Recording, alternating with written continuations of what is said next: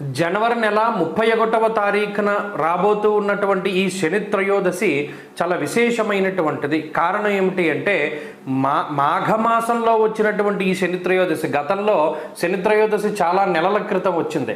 ఈ మాఘమాసంలో విశేషంగా శనివారము త్రయోదశి కలిపి రావడం అనేటువంటిది చాలా ఉత్కృష్టము. చాలామందిలో ఒక సందేహం ఉంది, ఏంటంటే ఇది పొద్దున్న 8 గంటల వరకే ఉంటుంది కదా, మరి మేము ఏం చేసినా ఏం చేయలేకపోయినా 8 లోపే చేయాలేమో అనేటువంటి సందిగ్ధత చాలా కాలం ఉన్నది. నిజానికి ఒక విషయం గుర్తుపెట్టుకోండి, శని త్రయోదశిని ఎవరు ఆచరించినా కూడా దానికి అత్యంత ఉత్కృష్టమైనటువంటి కాలము సూర్యోదయాత్తు 1 గంట ముందు, సూర్యోదయాత్తు 1 గంట తర్వాత.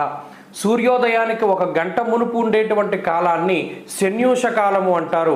సూర్యోదయానికి 1 గంట తర్వాత ఉండేటువంటి కాలాన్ని శనిహోరా సమయము అంటారు. ఈ 2 గంటలే చాలా ఉన్నతమైనటువంటి ఉత్కృష్టమైనటువంటి సమయాలు. ఈ శని త్రయోదశుల్లో కానీ శనివారాల్లో కానీ మీరు దానాదులు, హోమాదులు, లేకపోతే తైలాభిషేకాదులు, ఇంకా దానాదులు విశేషంగా ఏమి చేయవలసి వచ్చినప్పటికీ ఈ 2 గంటల సమయంలోనే చేయాలి. ఇంకొక ముఖ్యమైనటువంటి విషయం ఏంటి అంటే, ఈ శని ప్రభావం ఎవరెవరికి ఉందండి అంటే, ఏలినాటి శని యొక్క ప్రభావము కుంభరాశి వారికి, మీనరాశి వారికి, మేషరాశి వారికి ఉన్నది. అర్ధాష్టమ శని యొక్క ప్రభావం ధనురాశి వారికి ఉన్నది. సింహరాశి వారికి అష్టమ శని యొక్క ప్రభావం ఉన్నది.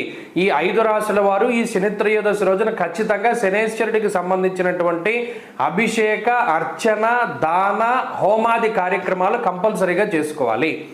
ఏమీ చేయలేనటువంటి పక్షంలో కనీసం శనివారం నాడు ఈ 2 గంటల సమయంలో శివాలయానికి వెళ్ళి నంది దగ్గర దీపం పెట్టినా కూడా చాలా విశేషమైనటువంటి ఫలితం వస్తుంది.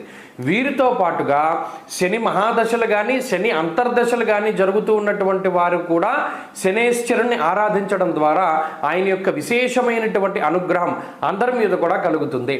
చాలామంది ఏం చేస్తారు, ఈ శనేశ్వరుడు ఈ నవగ్రహ విగ్రహాలు ఉంటాయి కదంటే, అక్కడికి వెళ్ళిపోయి ప్యాంటు చొక్కా వేసుకుని బెల్ట్ పెట్టుకుని అనేక రకాల ఆఫీస్కి వెళ్ళిపోతూ అదో పెద్ద పనిగా, లేకపోతేనేమో ఖాళీ లేనప్పుడు ఇలా శనేశ్వరుడి మీద తైలం పూసేసి వెళ్ళిపోతూ ఉంటారు. ఇది చాలా దుశ్చర్య.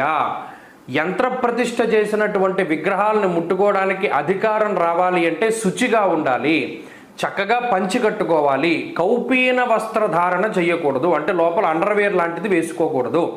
పైన పంచి కట్టుకుని ఈ పై ఉండేటువంటిది అంటే షర్ట్ ఉంటే షర్ట్ అవన్నీ తీసేసి కండువా ఏదైనా కప్పుకొని అప్పుడు శనేశ్వరుడికి తైలం పోసి మరలా శుభ్రంగా నీళ్లు పోసి శుచిగా ఉంచి అప్పుడు వెళ్ళాలి తప్పితే ఆదరాబాదరాగా ఏదో పోసేవన్న పేరుకు పోస్తే దానివల్ల పుణ్యం కన్నా పాపం ఎక్కువగా వస్తుంది. ఈ విషయాన్ని దృష్టిలో